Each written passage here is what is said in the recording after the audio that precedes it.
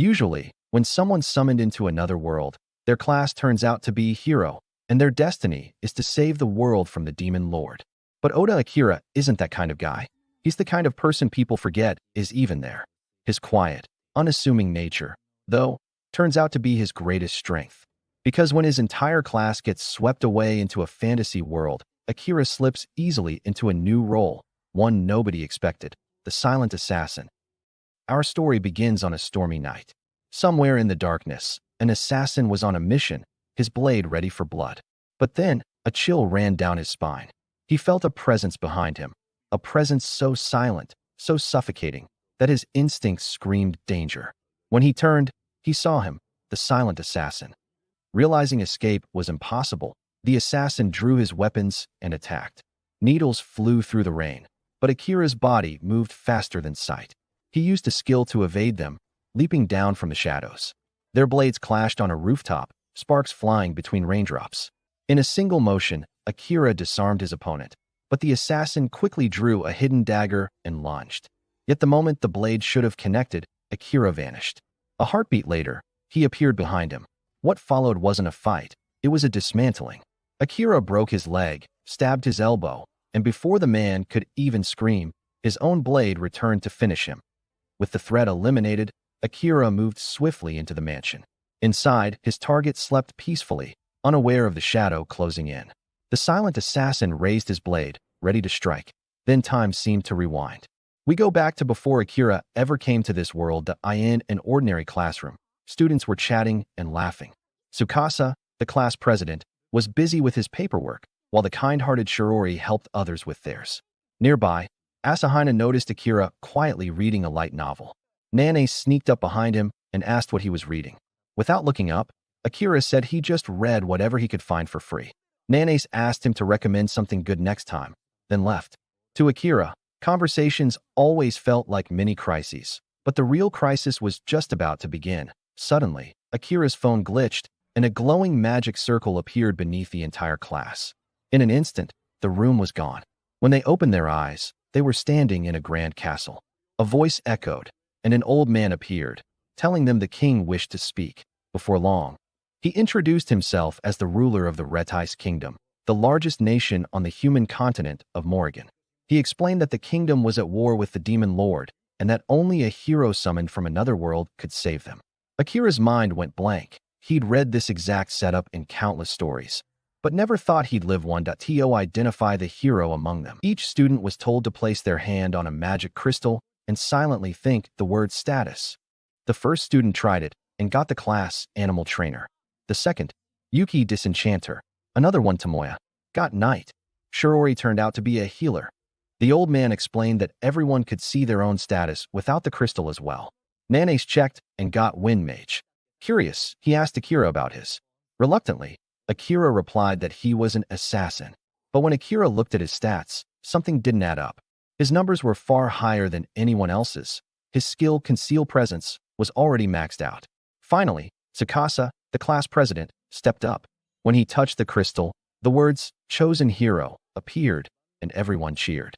It made sense. Tsukasa was smart, athletic, popular. The old man praised him, noting that even at level 1, his attack power was double that of ordinary people, but Akira couldn't focus.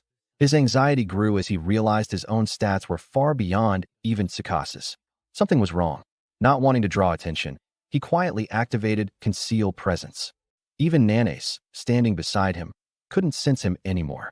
When everyone finished, they were escorted to their rooms for the night. Still cloaked, Akira followed at a distance.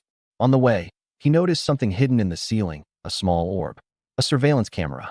His suspicions deepened. The king was hiding something. But what Akira didn't know was that someone had already sensed him despite his concealment. In his room, Akira found a set of clothes and basic supplies. Deciding to investigate, he slipped out into the night. For the first time, he saw the city beneath the stars, beautiful, alien, alive. He scaled a tower and used his concealment to eavesdrop on the king and the princess. He heard the king ordering her never to let the heroes near the royal archives, lest they learn too much.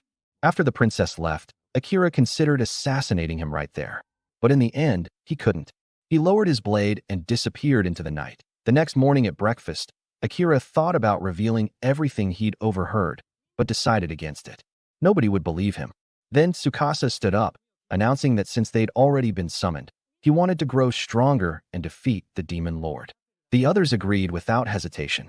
Akira couldn't believe how blindly they trusted the king. Later that day, they were introduced to their instructors, the Knight Commander, Saran Matrai, and his vice, Gillis.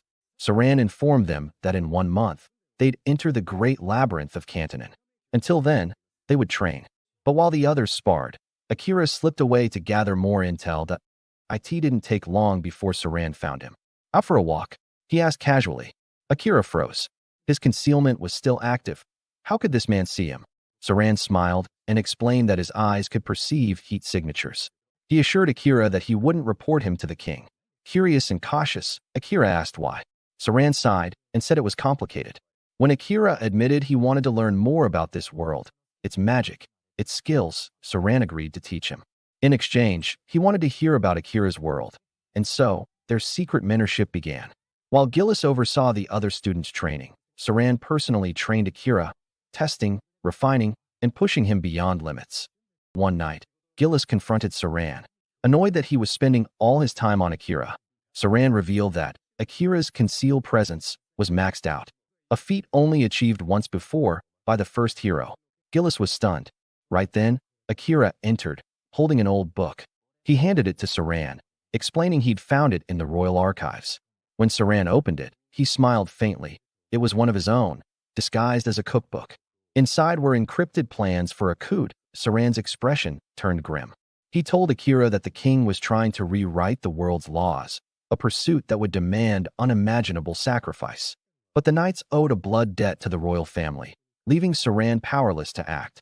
Akira then confessed that on the night of their summoning, he tried to kill the king but couldn't go through with it. Saran commended him, saying that sparing a life was the right choice. Even if his class was assassin, he wasn't bound to kill. Akira felt a strange relief. For the first time, he admitted he didn't want to return to his world as a murderer. When Akira asked why Saran was helping him, Saran replied, "Because you didn't just go with the flow. You questioned the story." Akira felt embarrassed by the praise. Saran chuckled and joked that Akira could help him with his coup before going home. Time passed quickly. After a month, their training came to an end, and the heroes were sent to challenge the great labyrinth of Cantonin. The people of Retais gathered to cheer them on, but Akira felt a piercing gaze from the crowd. He followed it and found a cloaked girl glaring at him. When he asked why, she replied coldly that heroes knew nothing of the sacrifices made to summon them. Then she leaves, saying to find her after he discovered the truth for himself. Inside the labyrinth, the group fought hordes of monsters. When one student accidentally triggered a trap, even more enemies flooded in. Akira urged retreat, and Saran agreed. Channeling divine power into his blade, he unleashed a flash of holy lightning that carved a path for escape. But as they fled, another horde appeared. Remembering the smoke bomb the princess had given him, Tsukasa threw it to keep the monsters away, but instead, it summoned something far worse, a towering minotaur. When Akira and the others arrived, they found Tsukasa wounded. Akira rushed in, dodging the beast's attacks and striking its neck, but his dagger shattered against its hide. He fell back, barely landing on his feet. Tsukasa tried to stand, insisting he must protect them as the hero, but Akira stopped him. "We've trained for a month," he said. "You're not alone anymore." Tsukasa faltered, burdened by guilt. Akira quickly ordered Yuki to use her dispel magic on him. When she did, a dark curse broke free from Tsukasa's body. Akira shouted, then ran to Saran. "It's time," he said. Saran smirked, drew his sword, and raised it high. "Then let's end this." He called upon his divine skill, lightning's flash, striking the Minotaur with a blinding surge of power. And as the monster's body convulsed in paralysis, Akira vanished into its shadow, activating his own skill, shadow magic. And from that moment on, the silent assassin finally embraced his name. Akira activates his shadow magic, and a dark figure appears at his feet. He channels it into the Minotaur, piercing the beast all over its body before reeling it into the darkness. But then, Akira's magic suddenly goes out of control. His own shadows surge violently, threatening to consume him. Just as he starts to lose control, Saran appears and helps stabilize his power.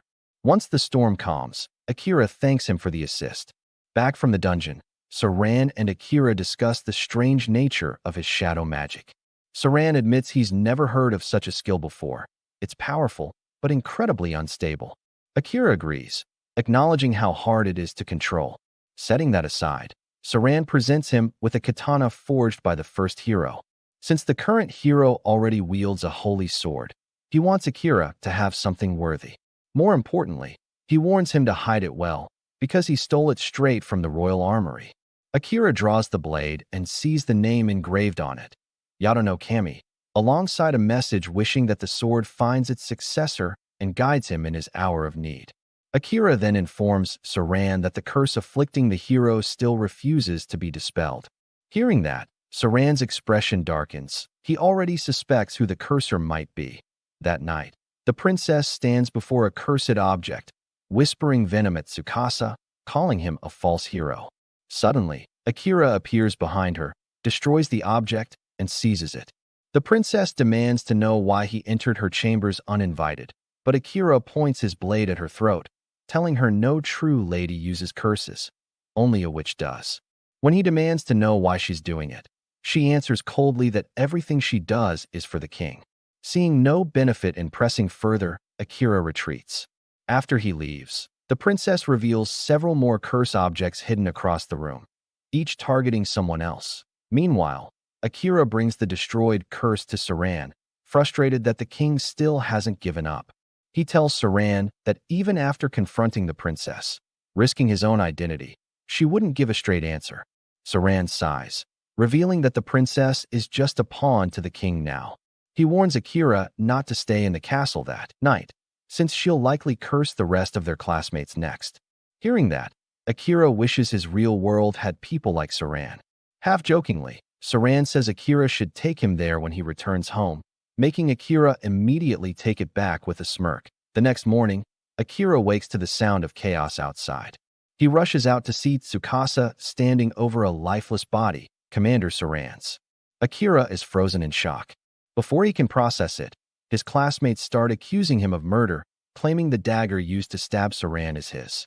Akira argues that his dagger shattered in the dungeon, but no one listens. He quickly realizes that the princess's curse has taken hold of them. Even Tsukasa tries to defend him, but the king declares Akira guilty and orders his execution. Realizing he's been set up, Akira vanishes using his concealment skill and escapes the knights. He then seeks out Vice Captain Gillis, who informs him that the Real killers are the king's assassins, the Night Ravens, and that they're now hunting him. Gillis tells him to take the provisions Saran left behind and flee the kingdom. With a heavy heart, Akira gathers Saran's belongings and leaves the kingdom behind. That night, the princess reports to the king that she successfully cursed everyone except the hero, and that they're now ready to declare war on the east. The king orders her to send the Night Ravens after Akira to ensure he's eliminated. Meanwhile, Akira hides deep within the dungeon, remembering Saran's advice that it's the safest place to vanish. He recalls their conversations about how the monsters grow stronger with each level and how concealment won't fool beasts with heightened senses. Day after day, Akira trains relentlessly, honing his assassination skills and pushing deeper underground to reach level 100. Every 10 floors, he faces a powerful boss, often getting knocked down but always rising again. Using his shadow magic, he overwhelms them one by one. Eventually, exhaustion catches up and he collapses. Just before losing consciousness, he hears a strange voice disabling his magic and healing his body. Meanwhile, back at the kingdom, Tsukasa gathers his cursed classmates and insists they leave the city. Most refuse, still under the princess's control. Only Asahina, Yuki, and Cheyenne agree to follow. Others followed afterwards too. Surprisingly, they encounter no resistance when leaving. Tsukasa asks why they chose to come, and Yuki explains that everyone who followed him seems to be free from the curse. Asahina adds that his hazy memory recalls breaking crystal shards in an unfamiliar room while holding a katana. Though he has no idea where it came from the shadows, Gillis watches the heroes group depart, relieved that his manipulation magic was strong enough to free them. Asahina, however, quietly regrets not siding with Akira. Curse or not, a flashback shows Asahina returning home from school, stumbling upon Akira working at a construction site. Akira begs him to keep it secret, especially from his sister, who attends the same school as a first year. Asahina agrees and is shocked to learn Akira even has a sister. When he shows Akira a picture of his own, both are surprised to find that their sisters are actually friends. Deep within the dungeon, Akira awakens, surprised to feel no pain. He checks his status window and is stunned. His HP is nearly full, and his shadow magic has jumped from level 3 to 5. Though confused, he presses onward, descending to floor 75. There, a slime suddenly drops from the ceiling. Akira reacts instantly, slashing it apart, only to watch an elf girl emerge from its dissolving body. He activates a new skill called World Eyes, and a flood of information pours into his mind. The data surge nearly overwhelms him, forcing him to cancel the skill before his head explodes. The elf awakens, disoriented. Akira notes that her HP is critically low, barely 2%, and that she possesses the same skill as him. When she asks where they are, he tells her they're on floor 75 before she collapses again. Concerned, Akira carries her to a safer spot on floor 69. Later, she wakes up starving. Akira smiles and offers her water, then food, which she devours like she hasn't eaten in days. When she finishes, she asks why they're on floor 69 instead of 75. Akira explains that he moved her closer to a water source. She warns him not to touch her inappropriately since she's of royal blood, and Akira quickly assures her he's not interested, telling her to get some rest. They'll need it tomorrow. The next day, they travel together, helping each other clear floors until they reach level 80. There, they find the boss chamber and enter. Inside awaits a massive dragon. The elf uses gravity magic to restrain it while Akira conceals his presence to strike, but the dragon senses him and sends him flying. The elf shouts for him to diffuse his mana to avoid detection. Not fully understanding, Akira improvises. He manipulates the surrounding shadows, confusing the dragon before striking from above. The final blow lands clean, and the dragon collapses. Impressed, the elf asks how he did it, and Akira replies that he simply drew power from the ambient mana around them. She's stunned that he can even do that. But before they can rest, the dragon's body begins to glow, signaling that their next challenge is just about to begin. The dragon shifts form, its massive frame collapsing inward until what remains is a giant blue cat. Amelia activates her world eye, and the truth becomes clear. The creature is a shapeshifter. That explains everything. A true dragon wouldn't have gone down so easily. Akira watches her in awe, impressed by how naturally she wields that skill. Amelia tilts her head and asks why he hasn't used his own yet. Akira admits his level is too low to use it properly, but Amelia disagrees. She believes he's subconsciously rejecting the skill. Before Akira can answer, the black cat stirs and speaks in a calm, tired voice. He laments his defeat, brought down by a mere human and an elf, even after taking on a dragon's form. Akira freezes, stunned to hear the creature talk. The cat notices and huffs, offended. "Don't lump me in with those mindless beasts," he says, his golden eyes narrowing. "I was created by the demon lord himself, a being of superior intellect." Akira's tone hardens. "That doesn't matter. You're still finished." The cat shrugs, unbothered by his fate. "I don't care about dying," he murmurs. "But I do have a message for you, Akira. The demon lord awaits you in his castle, deep within the demon continent of Volcano." That statement jolts Akira. How does he know about me? He demands. And why does he want me to come to him? The cat gives a small, knowing smile. "The demon lord's mind is beyond your understanding. I can't say more." Then he lies down, weary. "Now end it. Do what you came here to do." Akira hesitates. "No," the cat chuckles. "Stop pretending to be noble. Humans always see demons and monsters as enemies." "Not me," Akira replies. "My only enemies are the king and his kind. You're not one of them." Amelia interjects, reminding him that the boss room door won't open unless the boss dies. Or they do. The cat agrees, amused. "So what's your plan, human? Starve to death here?" Akira folds his arms. "I don't want to kill you. You can talk. That means there's more to you than instinct. There must be another way out."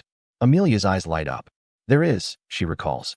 "If you form a pact with him, make him your familiar, the system will stop recognizing him as a boss monster. The door will open." The cat bursts out laughing. "That's impossible. Only a skilled mage with absolute mana control could manage that ritual. He doesn't have it." Amelia smirks. "You're wrong. Akira already detached his mana during your fight. Even the first hero struggled with that. He surpassed the limit." Akira raises an eyebrow. "What happens if I fail?" The cat's tone darkens. Then one of us dies. Or both. Akira doesn't flinch. I'll take that risk. The cat blinks, baffled. You're insane. Fine, do it. I don't care anymore. His apathy angers Akira. You really don't care if you live or die? Living brings no joy, the cat replies flatly. Then I'll change that, Akira says. But first, how do I start? Amelia explains softly. Give him a new name. Akira studies the cat's dark fur, sleek as midnight. Your name is Night, he says. The cat doesn't react. Amelia nods toward the next step. Now pour your mana into his paw. Once you start, there's no going back. Akira presses his hand to Night's paw and channels his mana. Instantly, a surge of energy slams into him, drowning his senses. His vision twists, and suddenly he's falling through flames. Below, a burning city screams in chaos. Night stands at the center, massive and feral, tearing through anyone who moves. Night, stop. Akira yells, but the cat attacks, his claws dripping with dark mana. Pain sears through Akira's body, both in the dream and the real world. Night's voice echoes. Kill me, Akira. It's the only way out. Akira refuses. I won't. Night lunges again. His claws slash deep, and Akira's blood spills. Gritting his teeth, Akira rushes forward. But instead of dodging, he lets the claws pierce him. Night's eyes widen. What the hell are you doing? I told you, Akira gasps. I don't want to kill you. You don't want to kill anyone either. Night growls. I'm a monster. My instincts. Then don't fight them alone. Akira interrupts, gripping his claws. I'll watch over you. You're not alone anymore. The burning city flickers. Light seeps into the dreamscape as the darkness fades. Night shrinks back to his smaller form and rests in Akira's arms, purring faintly. The rising sun paints the world in peace. The first warmth Night has felt in ages. When Akira opens his eyes, the ritual is complete. A golden mark glows on his hand, mirrored by a golden sigil on Night's forehead. Amelia smiles in relief. It worked. Your souls are linked. Night stretches and looks at his new master. Fine, he says with a small grin. Let's see how far you'll go, human. He bows. I swear my life to your service. Amelia introduces herself, and Night nods respectfully. Then you have my respect too, companion of my master. A magic circle appears beneath them, the sign of the boss's defeat. Akira glances at it, thoughtful. We could move to the next floor now, but you're wounded. Night shakes his head. The door will stay open. No need to rush. Amelia suggests they rest and learn more about each other. Night immediately agrees, his personality softening. Akira stifles a laugh. You changed fast. Meanwhile, Sato and his party finally reach a new land, a country founded by a hero summoned from Earth. The sight stuns them. The architecture, the streets, even the food stalls resemble old Japan. For the first time since their summoning, they feel a sense of home. As they settle in, Sato brings up their situation. We're nearly broke, he sighs. We've got a month before we're sleeping on the streets. One of the boys suggests becoming adventurers, the most practical job for them, and Sato agrees. Then he turns to strategy. We need information. Find someone who knows this world inside out. Books, scrolls, anything. A quiet voice murmurs. Maybe there's a book that tells us how to return to Earth. Sato shakes his head. Our best shot is defeating the Demon Lord. Only the king and princess might know how to send us back, and we'll need to win their favor first. He declares that once they're strong enough, they'll head for the demon continent. Asahi frowns. We shouldn't go without Akira. He's growing stronger, faster than any of us. We'll need him. Some agree. Others mutter that Akira might have killed Commander Saren. The tension builds until the girls intervene, urging calm. Everyone turns to Sato for a decision. He sighs. Asahi's right. Akira's stronger than we are. But working with him won't be easy. He's distant. We were classmates since kindergarten, and he doesn't even remember me. Shock ripples through the group. Sato continues. The legends say only the hero's holy sword can slay the demon lord. That means I need to become strong enough to do it. Until then, we train. Here, back in the dungeon, Amelia shares her story with Akira and Night. Her voice trembles as she recalls how her own sister betrayed her, driving her out of their homeland. Cornered on a cliff, she used gravity magic to survive the fall into a raging river. Wounded and weak, she was swallowed by a black slime, and then woke up in the dungeon, rescued by Akira. Akira frowns at the cruelty of her tale. Night, however, questions it. Slimes don't eat people, he says. And if one had, you'd be digested by now. Amelia shrugs. I don't know, but I'm grateful. That slime led me to you. Akira suggests she return home and reconcile with her sister, but Amelia shakes her head. It's too late. Maybe not, he says gently. Family always finds a way. I've got a sister too. Cheeky, but I'd do anything for her. Amelia and Knight glance at each other. You want to go back to your world? She asks. Yeah. Akira replies quietly. But first, there's something I have to do. He speaks of Saren, the man who taught him how to survive here. His voice tightens with rage. The king and princess had him assassinated. I'll kill them both. His aura flares, thick with killing intent. Amelia flinches. Knight steps back. Akira. Amelia shouts, pulling him out of the fury. He exhales slowly, regaining control. To ease the tension, he pulls out a glove and tosses it playfully. Knight's instincts kick in, and he chases it immediately. Akira grins. Still works. Cats are cats. Amelia laughs and joins in, petting Knight's soft fur. Knight protests. This is no time for games. Our souls are linked. If one dies, the other does too. Akira chuckles. I know. I'm just happy my familiar's a cat. Amelia sighs. I'm jealous. I love cats too. When the laughter fades, they prepare to leave. Akira asks where the teleportation circle will take them, but Knight shakes his head. No clue. Only a few demons still know how to make those. Akira smirks. Then I'll find them. Make them work for me. Amelia recalls an old tale. Pale blue circles take travelers to the place they most desire. If several people step in, it reacts to one person's wish, she warns. Akira nods. That could be a problem. Amelia smiles softly. I don't care where it takes us, as long as it's with you. He doesn't answer. His thoughts drift to his family, then to his vengeance. One must wait for the other. As they step into the circle, light engulfs them. When it fades, they find themselves in a vast forest beneath a towering, luminous tree. Amelia's eyes widen in shock. Knight identifies it instantly, the world tree. Before they can process it, an arrow whistles through the air. Akira reacts on instinct, pulling Amelia aside just in time. He deflects the next arrow with his dagger, dashes forward, and tackles the archer to the ground. Amelia gasps. Liam. The elf glares at her. Traitor. Run while you still can. Akira knocks him unconscious, but it's too late. The forest rustles, and they're surrounded. At the front stands Amelia's sister, Kilika, bow in hand and fury in her eyes. So, Kilika says coldly, You've returned, dear sister. Then die where you stand. In a flashback, Amelia goes out for a walk and ends up watching Rose train with the knights. She's impressed when Rose manages to disarm all of them, but her attendant reminds her that she's the one who'll be leading them one day. However, things soon take a turn when her fiancé, Liam, suddenly decides to call off their engagement. Rose tells Amelia it's because she's a child of Blight, and before long, Amelia finds herself accused of an unforgivable sin. Back in the present, Akira wonders what Amelia could have done. Rose steps forward and claims that Amelia poisoned her, though Amelia insists she only gave her a potion, not knowing it was tainted.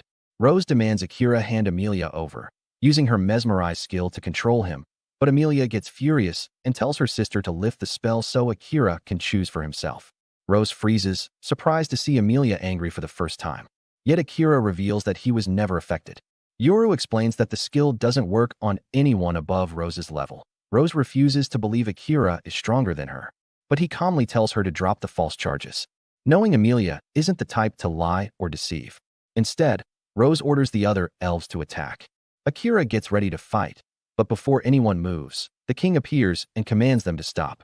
Rose is shocked since he was supposed to be away, and he immediately asks what's going on. The other elves try to defend her, claiming Amelia committed a crime, but the king quickly realizes they've all been charmed by Rose's mesmerize. He orders her to release them. Turning to Amelia, the king promises to make things right, though he tells Akira to leave. Amelia protests, saying Akira was the one who saved her, but the king insists that outsiders are forbidden in their realm. When Amelia offers to leave with him, he forbids it, reminding her that she's the one destined to succeed him. Akira steps in, saying Amelia should decide for herself, even going as far as to threaten the king. The king recalls that Akira once defeated Liam and challenges him to a duel, declaring that whoever wins will decide Amelia's fate. He chooses Rose to fight in his place and arranges for the battle to be held before the holy tree. As they walk there, Amelia apologizes for dragging Akira into the mess, but he says it was his own choice. Curious, he asks why they call her a child of Blight. Amelia explains that in ancient legends, twins born with one looking different from their parents were believed to bring calamity to the land. Yoru adds that the legend was dismissed long ago as mere superstition, assuming Rose used it out of jealousy. Akira smiles, saying he finds Amelia's hair beautiful. When they reach the holy tree, Akira chooses not to conceal his presence so everyone can witness his victory. Amelia warns him that Rose is the strongest swordsman among the elves, which surprises him to hear her praise her so much. Amelia simply says that despite everything, Rose is still her precious little sister. As the duel begins, Rose is shocked that Akira doesn't draw his sword. He calmly tells her he doesn't want to kill her by accident.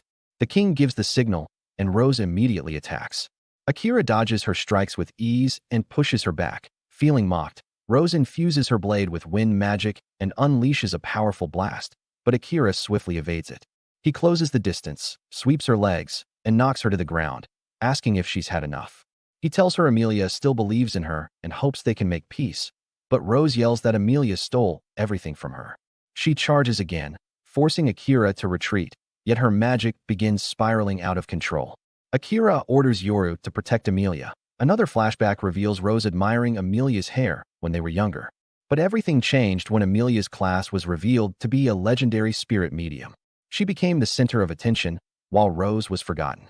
Desperate, Rose vowed to take back what was hers. Amelia begs her to stop, and Liam hands her a sacred branch of the holy tree to help. Using it, Amelia purifies the area, freeing everyone from Rose's control. Realizing she's lost, Rose prepares one final strike. Akira sees that dodging would let the attack hit the people behind him, so he activates his shadow magic and devours the wind itself. The darkness threatens to consume Rose too, but Akira pulls it back just in time, and it coats his own body instead. She refuses to accept defeat and charges again, but Akira blocks her and sends her flying. Shaken, Rose imagines Amelia and Liam laughing at her downfall. Amelia assures her that Liam was never under her spell, but Rose doesn't believe it, insisting Amelia punish her however she wishes.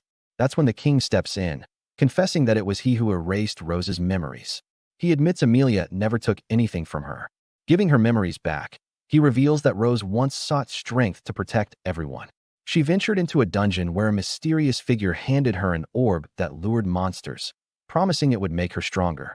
But when she used it, too many monsters appeared. Overwhelmed, she tried to escape, yet the monsters followed her outside, something that should have been impossible. Determined to protect the town, Rose stood her ground, and Liam rushed in with his knights to help, only to be fatally stabbed by a goblin. Overcome by despair, Rose lost herself in guilt. To save her sanity, the king erased her memories. Amelia, however, created resurrection magic and brought Liam back. But after that, Rose became distant, believing everyone was pitying her. The king explains that hiding the truth only built a wall between them. His plan was to let her grow stronger through the duel before revealing everything, but he adds that when Liam was revived, a leaf from the holy tree fused with his body, making him immune to Rose's mesmerize. He had hoped this would help them reconcile, but instead, Amelia was exiled. Realizing her mistakes, Rose breaks down, blaming herself for turning against the sister who always cared for her. Amelia comforts her, calling her kind and forgiving. At last, the sisters make peace. Later, a feast is held, and Akira reminds the king that he technically won the duel, meaning Amelia is free to do as she pleases. The king asks where Akira plans to go next, and he replies that Yoru mentioned the Beastmen continent, a place known for its craftsmanship and weapons. Amelia immediately decides to go with him, no matter where he ends up. Meanwhile, aboard a ship, Tsukasa and the others sail toward the same continent. That Tsukasa apologizes to Aishishur for not waiting for Akira, but he explains that their goal is the same, to enhance their weapons. And just like that, their paths are set to cross again. The next day, Amelia says goodbye to her sister after finally resolving their differences. Even Akira wishes Liam the best, though he gets embarrassed when the king mentions that everyone already knows who he truly loves, and yet, no one holds it against him. The king then announces that he'll send soldiers to escort them, since several disappearances have been reported near the coast. But when Akira sees that everyone's eager to join, he tells them it's not necessary. A few hours later, as they travel by carriage, Akira chats with Knight, surprised that he didn't say a word in front of the king. Knight simply replies that he didn't want to cause any more problems than he already has. Meanwhile, Akira asks if acting that way might bring him trouble with the Demon King, since he's certain the Demon King can see through Knight's eyes. Knight confirms it, but adds that he's now sworn loyalty to Akira and that the Demon King himself has shown interest in meeting him, so there's no need to worry. Akira then says that if they ever have to fight the Demon King, he believes things will turn out differently. But Amelia, ever the optimist, says she could probably get along well with him, and Knight agrees. since the Demon King likely became curious after seeing Akira's shadow technique against Kalika, a power few can control. Akira admits it was mostly improvised, but before they can say more, he senses hostile presences nearby and orders the carriage to stop immediately. They spot a group of bandits ahead, threatening to kill the girl they're holding if anyone moves. But in a flash, Akira uses his stealth skill to strike them down unseen, leaving the bandits unconscious on the ground. A few minutes later, they subdue the rest and free the girl. Akira mentions overhearing that the bandits plan to deliver the princess to someone named Gran. One of the guards confesses that a noble from the Beastkin territory might be involved. Akira assures the others they can reach the port safely without further protection. Later, when they arrive at the port, Akira reminds everyone to keep training once they reach land. Knight mentions there's a labyrinth near their next destination, though it'll take days before they can return to the mainland, so they should rest first. Amelia, thrilled to be on a ship for the first time, looks forward to spending romantic moments with Akira. But to her disappointment, he sits down to read the books the king had given him to learn more about the kingdom, leaving her frustrated as her romantic hopes fade away. After several days, they finally reach the port of Uruk. Akira observes how humans live there and starts to understand how things work on this continent. But while walking through an alley, 3 beastmen block their path and order him to hand over the elf. Akira tells Amelia not to move and steps forward. The beastmen mock him for being a human trying to act brave, and Akira quickly realizes that humans are despised in this land. Without hesitation, he uses his shadow magic to blind them, allowing the group to escape without a fight. Knight praises his master as they move through the city, but Amelia notices that all the beastmen seem to fear Knight. He explains that black cats are hated here because of something that happened long ago. After a while, they find an inn. Amelia blushes when she notices there's only 1 bed and suggests that 1 bed is enough for 2. But Akira insists it's unnecessary. Knight laughs and says he'll give them privacy since he has someone important to meet, teasing Akira that a real man shouldn't waste opportunities like this, leaving him flustered. Later, when Amelia goes to shower, Akira pretends to be asleep. She blushes, lies down beside him, and wishes him a good rest while he lies there, wide awake and awkward. The next morning, Knight wakes them up, teasing that they must have had an interesting night. Before they can respond, he tells them to get ready because a guest is about to arrive. Moments later, a man named Chrome appears, whom Knight introduces as the greatest blacksmith on the continent, and possibly the world. Chrome says he couldn't ignore a request from the nightmare of Adoria. Akira thanks him for coming and introduces himself. Chrome examines Akira's katana, saying it's been overstrained in the labyrinth, though he can repair it depending on the materials and payment. Akira promises to gather everything needed and also requests throwing weapons, which surprises Chrome, who realizes Akira is an assassin. Despite his skill, Chrome calls him immature and hopes he won't damage the new weapons. Amelia gets irritated by his tone, but Knight explains that Chrome used to be part of the hero's party and is a veteran fighter. Chrome leaves a list of materials and takes the sword, telling them to find him once they've gathered what he needs. Knight assures Akira that Chrome is the best and most reliable smith alive. When Akira asks how they'll get the money, Knight suggests exploring the city's labyrinth and selling any extra materials. Amelia then says she'll go talk with Chrome, and Akira agrees but tells Knight to follow her discreetly for safety while he investigates the labyrinth. Meanwhile, Amelia speaks with Chrome, saying she knows the hero's last mission failed. They never defeated the Demon King, and only the hero and a beastman survived. Chrome apologizes, explaining there was an elf in the party who didn't make it. Amelia says she's not here to blame him, but she wants him to train her to fight. Chrome refuses, saying none of his apprentices ever survived his training. They all broke. He also reminds Knight, whom he calls the nightmare of Adoria, that he only takes blacksmithing requests. Knight corrects him, saying Amelia asked on her own, and not to call him by that name. Amelia then asks why he's called that, since Akira had given him the name Knight. Knight explains it all started about 100 years ago in Adoria, the most prosperous city on the continent. The Demon King sent him there to cause chaos so the beastmen would flee, giving the Demon King more territory. But Knight lost control of his demonic instincts, went berserk, and destroyed almost the entire city. That's why the beastmen call him the Nightmare of Adoria and fear black cats to this day. Akira overhears everything through their telepathic link, realizing this was the vision he saw when they formed their pact. Knight tells Chrome that he's not the same as before. Now he's a familiar serving Akira, and unlike the past, he fears dying before fulfilling his purpose. Chrome listens in silence, then admits he holds no grudge. After all, when he returned from the hero's battle, He visited his sister's grave, where Knight had once offered his life so Chrome could take revenge. But Chrome refused, saying Knight was only a tool of the Demon King and not the one who killed his sister. The real killer was a noble of their own race named Graham, who slaughtered others while trying to flee the city. Chrome never forgot that name. Amelia asks if he ever got his revenge, but Chrome says no, because, over time, he realized his sister wouldn't have wanted him to follow a path of hatred. Amelia sympathizes, saying she understands that feeling, imagining what her sister would think just to escape her own guilt. Her words anger Chrome, but she admits it's because she once did the same, hiding behind her sister to avoid her real feelings until Akira made her face them. Chrome says nothing for a moment, then tells her to leave for the day, and she does. Meanwhile, Akira reaches the labyrinth, but before he can enter, a massive explosion shakes the ground. Powerful magic bursts out of the entrance, followed by waves of monsters. Amelia and Knight rush to protect nearby civilians. Confused, Amelia fights back with all her strength until a familiar voice calls her name. It's Orin, the man who once deceived her sister. He introduces himself properly, saying the Demon King ordered him to spare her life, though he'll leave her unconscious for now. Moments later, Knight informs Akira through telepathy that a demon has taken Amelia. Furious, Akira rushes into the labyrinth, picks up a fallen sword, and cuts down every monster in sight.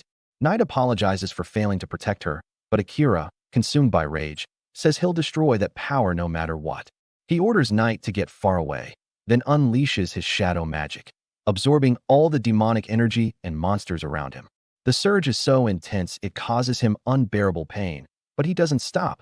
After absorbing everything in his path, the power overwhelms him, and he collapses unconscious, his shadow flickering in silence. Knight watches from the sky as Akira suddenly collapses. Before he can even react, the system's voice explains that Akira has drained more mana than his body can handle. Healing shadow magic automatically kicks in, wrapping him in dark mist that glows faintly as it repairs the damage. Knight just hovers there, stunned, watching the impossible happen right before his eyes. A full day later, Akira jolts awake in Crow's house, completely unaware of how much time has passed. When Knight tells him he was out cold for more than a day, Akira's first instinct isn't to rest, it's to move. He rushes downstairs to thank Crow for the bed and instantly asks for the bill, because that's just how his mind works. But Crow reminds him there's a far bigger issue at hand. Amelia's been missing for over a day, and by now, she could already be in the Demon Continent. Akira doesn't care. He's ready to storm the Demon Lord's castle if he has to. Crow tries to calm him down, but Akira insists he's calm, even though he's clearly not. The blacksmith sighs and tells him that calm people don't forget their weapons. Akira's about to yell that his sword's still being repaired when Crow gestures to the table, where Akira's blade has been reforged into 2 sleek daggers. Shorter, lighter, and perfect for an assassin. Crow even covered the repair costs, but warns him to pay back the debt later, and receives one last gift, a mysterious ring once forged by one of the legendary heroes. The ring bears the words, "I will lead you everywhere." Akira slips it on, and instantly, a beam of light shoots out, pointing straight toward the dungeon. Crow remarks that the demons haven't taken Amelia across the border yet, and Akira wastes no time.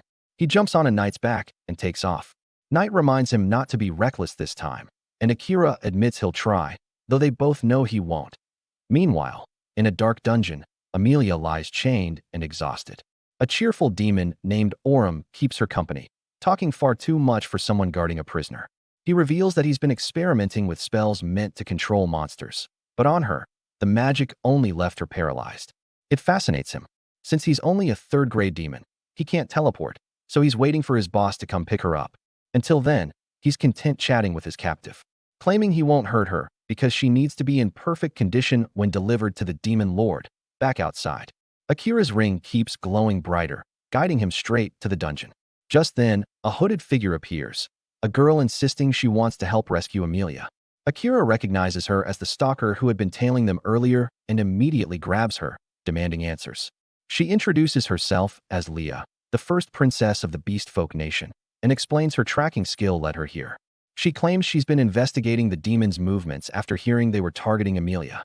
Akira's suspicious until Knight confirms she's telling the truth. Still, Akira tests her with his World Eye skill, learning that she's being honest. When he asks about her spirit barrier ability, Leah admits she can cast barriers on moving targets, a rare and valuable trait. That alone earns her a spot on the rescue team. She also reveals that the Demon Lord is after Amelia's resurrection magic. Shocking Akira, he immediately calls Knight to move out, bringing Leah along despite his doubts. Back in the dungeon, Amelia questions Orum's motives. Why would demons want resurrection magic when they're already near immortal? Orum shrugs, saying he doesn't see the point either. It's slow, limited, and can't revive someone long dead. Yet he casually mentions that once he kills Akira, Amelia won't be able to bring him back anyway, since she already used the spell on herself. The way he says it, like he's discussing the weather, sends chills down her spine. And on their way to the dungeon, Akira and Leah talk more. She reveals that her village was wiped out by a modified black slime, and that her family was likely used as a human sacrifice in the same ritual that summoned Akira to this world. Despite that, she doesn't hold any grudges against him, only against the king and princess behind it all. Akira admits his own hatred toward them, realizing they may have far darker motives than the supposed war against demons. Knight joins in, explaining that demons haven't invaded anyone for a century. The first demon lord was only branded evil because other races pushed him to the barren continent. Later, a vengeful human killed a demon lord's wife, sparking another cycle of hatred.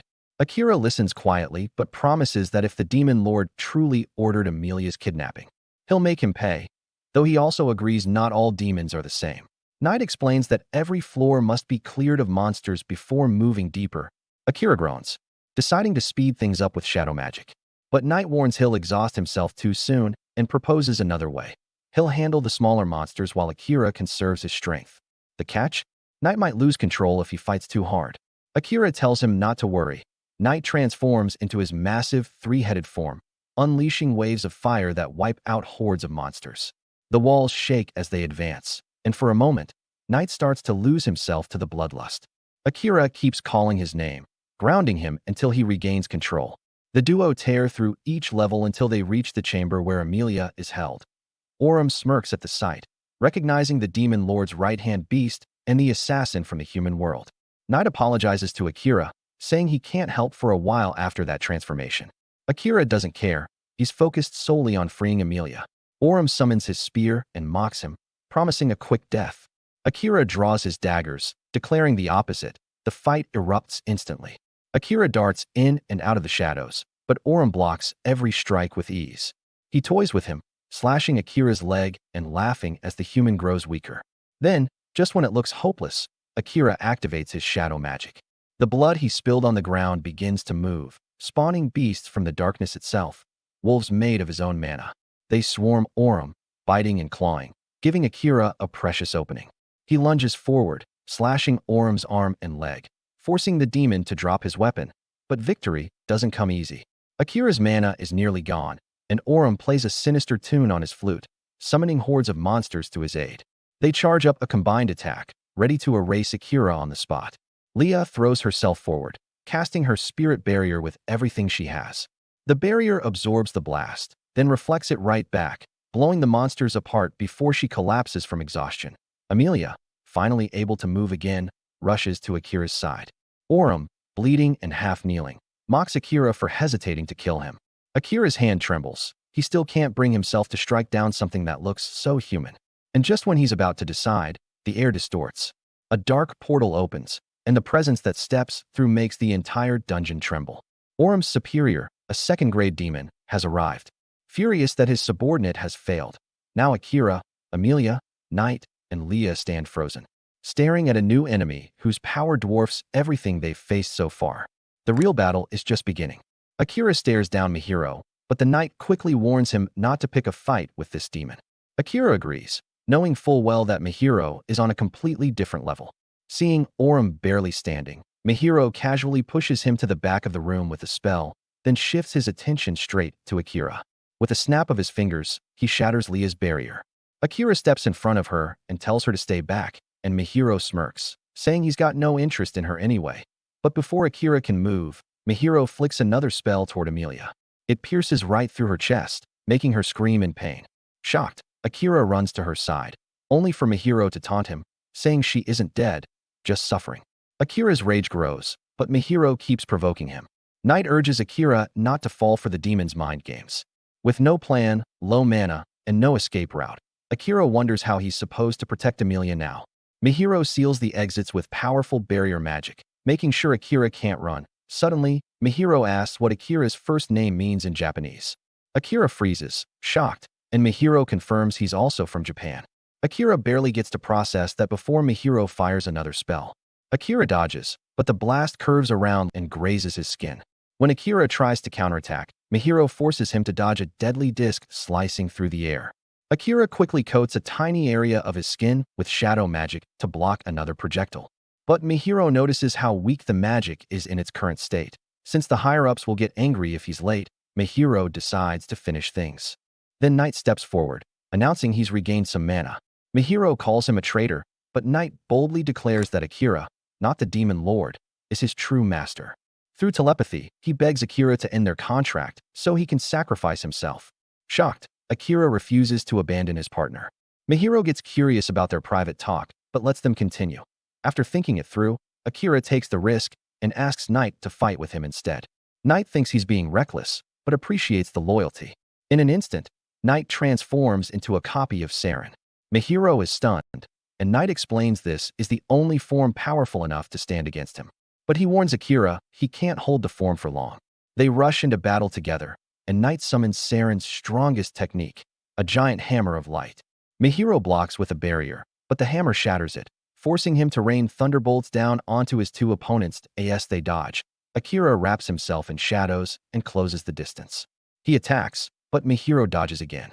Akira turns and destroys a magic circle just before Mihiro reappears behind him. Knight jumps into counterattack. With Knight's signal, both strike Mihiro together, finally managing to wound his back. Knight admits he's almost out of mana, so Akira prepares to end the fight. But Mihiro tells him he's not done yet. He snaps his fingers until a hand suddenly pierces Akira's chest. Akira turns to see Amelia, controlled like a puppet. As the spell breaks, she realizes what she's done and collapses into tears. Akira hits the floor, barely breathing.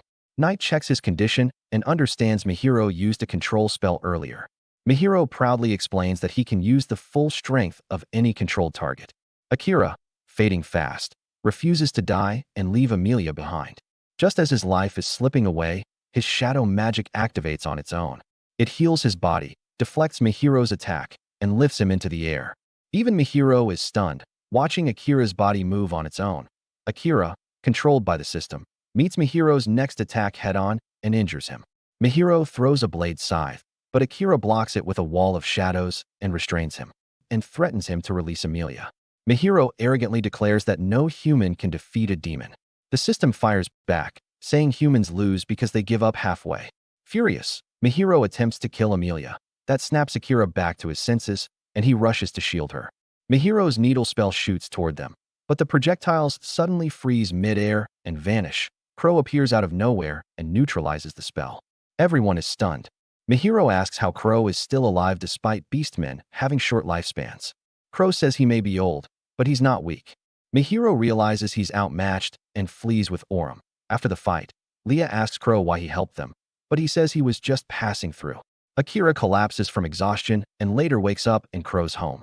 Knight explains he was unconscious for 3 days, and Akira smiles softly knowing Amelia cared for him the whole time.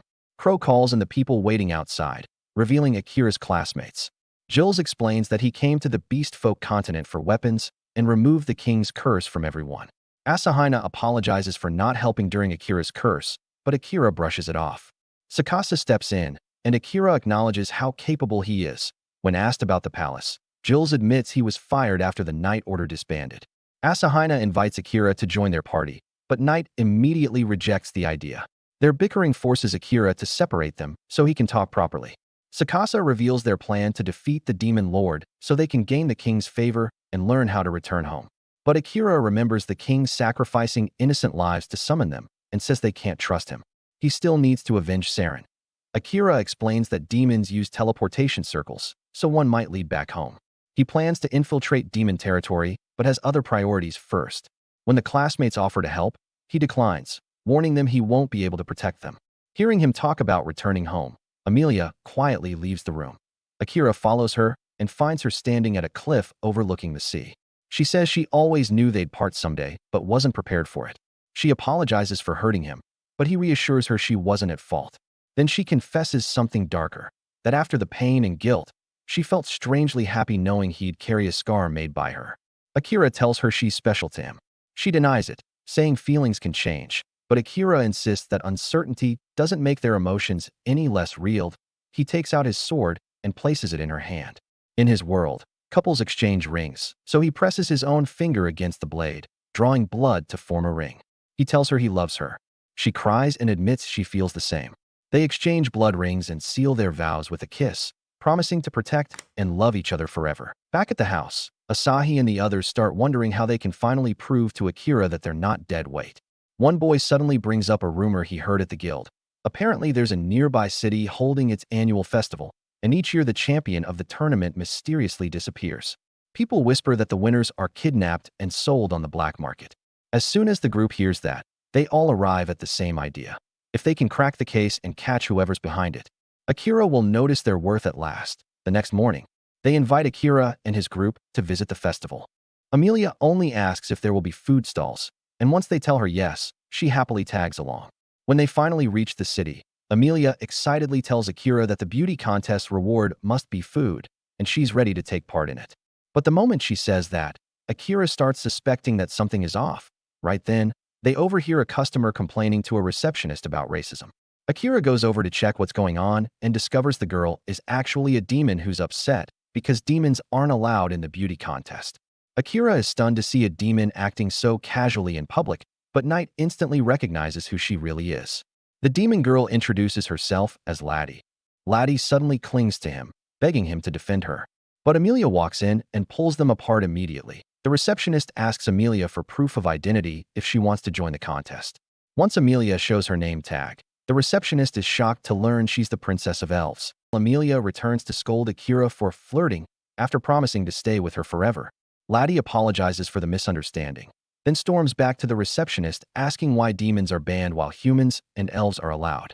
While she complains, Akira is still apologizing to Amelia, who tells him it's fine, just don't flirt with the demon girl. Akira insists he wasn't flirting and steps in to settle the argument. He asks the receptionist to let Laddie participate and promises to take responsibility if anything goes wrong. Laddie thanks him, and because he's with the elf princess, the receptionist agrees. Soon after, Laddie notices Knight and greets him slyly, revealing she knows him from before. Akira is shocked they know each other, but Knight promises to explain later. Meanwhile, Laddie and Amelia hit it off and decide to enjoy the festival together. In the market, Laddie starts charming random people, asking them to vote for her in the contest. The townsfolk freeze at the sight of a demon openly revealing her identity, but Laddie stays confident. She even signs a man's shirt using the script of the first hero. Even some of Akira's simp classmates get in line, leaving Akira unsure what to make of her behavior. Knight tells him Laddie is simply weird, and Amelia adds that despite being a demon, she doesn't give off bad vibes. As Akira considers how weird Amelia is herself, he notices girls staring at him and giggling. When he turns, they scream, calling him the silent assassin. Akira doubts they were even looking at him until Crow confirms it. He explains Akira became famous after wiping out a horde of monsters on his own. Akira admits it was flashy for an assassin, but Knight and Amelia say it's what makes him special. Crow then remembers that the guild gave him a yellow tag for Akira as an out-of-turn promotion for his actions during the demon attack. Amelia tells him he can use the yellow tag for identification. Akira acts jealous because Amelia's silver rank is higher, but she proudly explains that her sister, Kilika, is a gold rank, one of only 4 in the world. Some of Akira's classmates overhear and claim their yellow rank too, offering to teach him how to make money as an adventurer. Akira ignores them. Then some girls call Amelia to join them for snacks. Sato drags the boys off to gamble, leaving Akira alone. Akira orders Knight to follow Amelia and keep people away from her, and Knight obeys immediately, so much so that the crowd clears a path for the black cat. Akira then asks why Crow even came along since he doesn't seem like the festival type. Crow asks if Akira knows he had a little sister. Akira says he learned that from Amelia and Knight. Crow explains he hasn't pursued revenge for her death, not only because she wouldn't want it, but because he's too old now. Akira insists he doesn't look old, but Crow says aging isn't visible in beastmen. His strength is gone, and the man who killed his sister, a noble named Graham, is always surrounded by strong guards that as soon as Akira hears the name Graham, he remembers that it matches the mastermind behind the kidnapping rumors. Crow then asks why Akira thinks demons immediately targeted Amelia the moment he entered the country. Akira freezes as Crow explains that Graham is likely selling information to demons, since he controls the city's records of who enters and leaves. Akira grows furious knowing Graham caused the attack on Amelia, but he asks Crow if he's certain. Crow confirms he checked while Akira was asleep. When Akira asks why he's mentioning this now, Crow bluntly says he wants Akira to owe him so he can make a request. Akira is stunned, but Crow tells him not to decide yet. Gil arrives, saying it's almost time for the beauty contest. Using Crow's name gets them VIP seats. Asahi remarks that privacy is good because Akira would attract too much attention otherwise. Akira stares coldly at the stage. When Amelia goes on stage, Akira smiles as she winks at him. Then Laddie appears, setting up magic stones that turn into disco lights before introducing herself. Akira asks Knight if she's really a demon acting like that. The results come out as a tie between Amelia and Laddie. Laddie then joins Akira's group, claiming she tried her best but couldn't beat the elf princess. Akira tells her she should be proud of tying with Amelia, making Knight nervous. Laddie eagerly asks if he's interested in her now, but Akira says he only cares for Amelia. Laddie vows to win next year, but Knight warns her to stop drawing attention because her father won't like it. Akira demands to know her true identity, and Knight nervously reveals that Laddie is the daughter of the Demon Lord, shocking everyone. Meanwhile, the noble Graham watches from afar, keeping a close eye on Laddie and Amelia. He orders his men to watch Amelia strictly, happy that he can do what the demons failed to do and profit from it. When Akira uses World Eye on Laddie, he discovers her stats are insane. Amelia tells him she always knew Laddie was strong. She teases him for not using World Eye earlier, explaining that some people can suppress their mana, and Laddie was doing just that. Akira recalls all the horrors he has seen with World Eye and hesitates to answer her. Just then, Gil returns and announces that he booked rooms. Laddie declines one, saying humans would be more comfortable without her nearby. She tells Amelia she'll see her tomorrow for the reward and leaves. Back in their rooms, Sato reveals he entered the male beauty contest and won. Amelia asks if the prize is also food, and Sato promises to give it to her if it is. The boys go to the bath while Amelia asks Akira to bathe with her. He refuses because he can't enter the women's bath. Crow takes this moment to remind Akira of their earlier talk, but Amelia drags Akira away, saying he needs sleep after being awake for 2 nights. Akira insists he's fine, but Amelia uses magic to put him to sleep, then storms out to confront Crow. She demands to know what he told Akira. Crow calmly says it was just business, but Amelia declares she won't let him force Akira into anything. Crow suddenly brings up the demon Orm fight, asking why Akira failed to finish him. Amelia snaps that it's none of his business. Crow argues Akira is mentally weak right now, and the only thing that can push him to kill someone is saving Amelia. This leaves her shaken, wondering if Akira can truly cross that line for her. The next morning, Amelia and Laddie head to collect their reward with Sato and the others. They're all concerned about Akira sleeping so long, but Asahi thinks it's the perfect chance to prove themselves. They reach the location of the ceremony, an abandoned building. Before they can react, assassins appear and order Amelia to come quietly because Graham summoned her. Amelia refuses to obey a greedy man who once killed his own citizens to escape danger. The assassins prepare to take her by force, but Amelia doesn't give them a chance. She uses gravity magic to pin them down. She demands to know why Graham wants her. One assassin insists he doesn't know, but she sees the lie using World Eye and tightens the gravity spheres until he talks. He confesses that past winners had their organs stolen and sold. Her rage spikes, and she's ready to crush them. But Laddie suddenly hugs her from behind and begs her to stop. She says that even if they're bad guys, they still have a story, and she refuses to let Amelia kill in front of her. Coincidentally, Akira is somehow linked to Amelia and sees everything happening. He's relieved Laddie stopped her because he didn't want to see Amelia kill anyone. Later on, Oda has a quiet chat with Jill and asks him how he knows Crow. Jill explains that a long time ago, Crow used to take in disciples, and one of them was Jill's mother. But she couldn't handle the brutal training and eventually lost her mind. Since Jill had no one else left, Crow took him in and raised him. Jill insists he never blamed Crow for what happened, because his mother chose that path herself. And Crow has helped countless people, including Oda. He also mentions he already knows about the request Crow made. Crow may look healthy, but he doesn't have much time left. So Oda should make his decision soon. Just then, Knight returns with info from the investigation Oda assigned. She reports that a surveillance device was planted under Graham's orders, and its purpose was to track the contest winners, meaning Amelia was among the targets. Hearing that, Oda realizes he might have to deal with Graham after all. A little while later, everyone else returns to the inn. Since they're all here, Oda asks Amelia, Asahina, Tsukasa, and Crow to follow him to the back room because he has something important to discuss. Asahina immediately asks if this means Oda plans to join them after all. But before Oda answers, he asks Asahina and Tsukasa if it's true that they participated in the beauty contest because they suspected the winners would be targeted.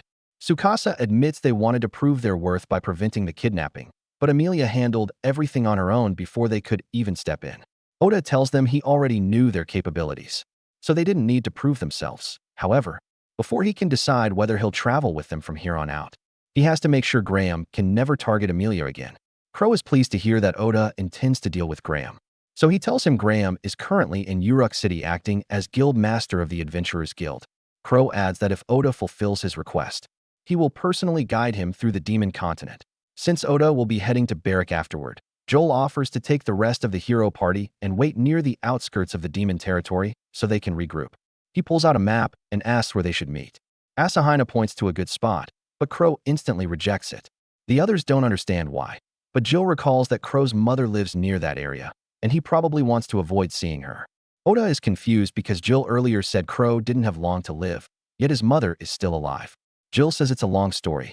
Crow suggests a different rendezvous point where his old party kept a safe house, and everyone agrees. Later that evening, Amelia and Crow finish packing for the trip to Uruk. Since Amelia has Crow alone for a moment, she tells him there are two things she wants to say.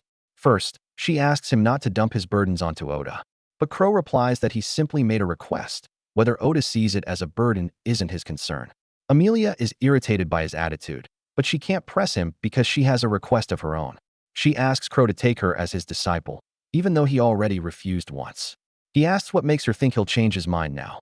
Amelia pleads again, saying she's being targeted, and she doesn't want to become the reason Oda is forced to do something he doesn't want to do. Crow can see she's serious, so as long as she doesn't break like the others, training her might be worth it. But a little while later, Oda returns, and it's time to leave. But before they depart, Jill hands Oda a small bag he forgot back when he collected the things Saren prepared for him. Jill doesn't know what's inside, but if Saren wanted Oda to have it, it must be important.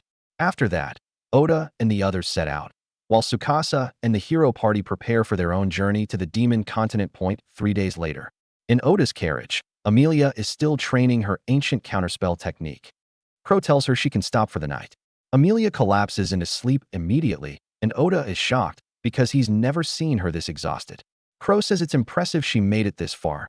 Most of his former disciples gave up by day 2, but he wouldn't expect anything less from the famed elf princess. He explains that the technique, recreated from the first hero, lets the user instantly generate a counterspell to neutralize any magic on sight. To learn it, one must master an ancient language where each character contains magic capable of driving people insane. The only reason Amelia can handle it is because she crafted a comprehension skill to ease the mental load. Oda then asks how Crow managed to learn it himself, and Crow says he simply had a lot of time.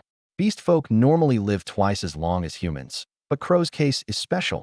His mother took a strange drug while pregnant with him, causing him to live twice as long as even beast folk should.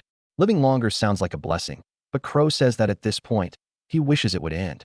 The only thing keeping him alive is his unresolved revenge for his sister. Oda can't relate as a human with a lifespan of about 100 years, but he can tell Crow has endured more than most. Meanwhile, night is gathering intel in the city. During a rooftop break, she notices Laddie sitting nearby. As soon as Laddie spots her, she bounds over and asks what she's doing alone. Night nervously explains that she's on a mission for Oda. Laddie, excited, asks to join since she's bored, and Night can't find a way to refuse. The next morning, Oda's group arrives in Uruk. Crow says he'll arrange lodging, so Oda and Amelia can sightsee. Oda likes the idea of spending time with Amelia, but he admits he has zero sense of direction and might get lost like Zoro. Crow says he already planned for that and contacted Leia to guide them, so Oda and Amelia should wait at the central fountain plaza. Crow heads off to handle his business, and since they have time to kill, Oda suggests treating this outing as a proper date. On the way, they browse food stalls, and Oda tells Amelia she can get whatever she wants as a reward for working so hard. Soon they reach the fountain, and moments later, Leia runs over excitedly to greet them.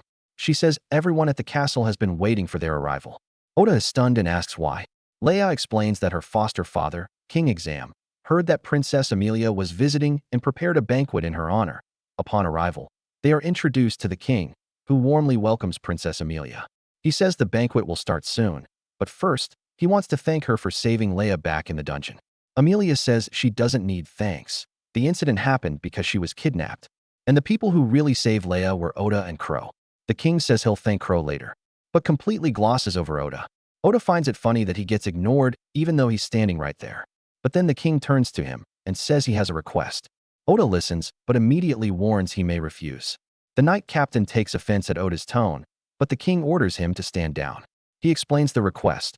He wants Oda to assassinate someone. Oda refuses instantly. The king tries to justify it, saying the target is Graham, a criminal who disgraced the royal family. But even though Oda already plans to deal with Graham, he won't do it because the king told him to. The king becomes desperate, offering rewards and protection. But Oda says he doesn't need protection from people weaker than him. This enrages the knight captain, who demands permission to duel Oda. The king agrees, and Oda accepts. In the arena, before the fight begins, Oda tosses his sword to Amelia, saying he won't need it. This is a chance to test the weapons Crow made for him. The battle starts with the knight captain launching rocks at Oda. The captain is fast and strong, but Oda expected that. After playing around, he jumps straight at him, slices his axe apart, and puts a dagger to his throat, ending the match instantly. Once Oda is declared the winner, Amelia asks the king to drop the assassination request.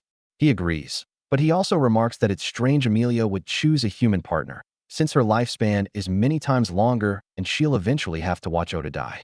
Amelia's expression darkens. She's been avoiding this thought, but the king's words cut deep. Later that evening, Oda and Amelia travel by boat to meet Crow. Oda notices Amelia's sadness and asks what's wrong, but she brushes it off and tells him she's happy just being with him. Oda says he should be the one thanking her. She left her family behind to follow him. Amelia tears up, saying she doesn't know what she'd do without him, and promises that if he ever dies, she'll die with him. Oda is confused about why she's suddenly saying things like that. After reaching Crow, he leads them to the luxurious hotel room he booked. Amelia is thrilled, especially seeing the massive bed, and invites Oda to test it out with her. But Oda declines, saying he still has books to finish. He mentions he plans to avenge Captain Saren after the Graham matter, and Crow says that aligns perfectly. Oda is stunned and asks what he means. Crow explains that Saren was killed by the king of Reddest Night Ravens, killers supplied by Graham, meaning that without Graham's involvement, Saren would still be alive. That wraps up today's recap. What do you think about this episode? Drop your thought in the comment. And if you liked this recap, don't forget to like, subscribe, and turn on the notifications so you never miss the next one.